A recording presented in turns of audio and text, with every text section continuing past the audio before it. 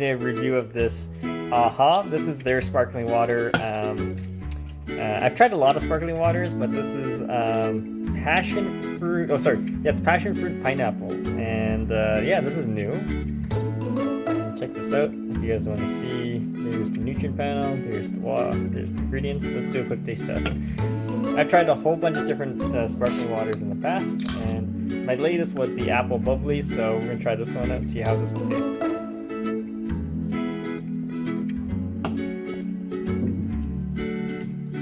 This is not bad, okay? So the aroma of the passion fruit is definitely there, but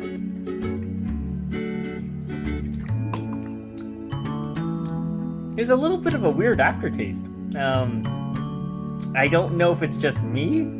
It has a passion fruit taste, but it's kind of weird, like a slight bitter note at the end. That's me. So let me try this one more time. Yeah, definitely the aroma is there of the passion fruit. Not so much the pineapple. Maybe a slight pineapple, but there's a slight bitter note at the end. Not bad though. It's not bad. It's not horrible. So definitely check it out. If you have a question, comment, guys, post below.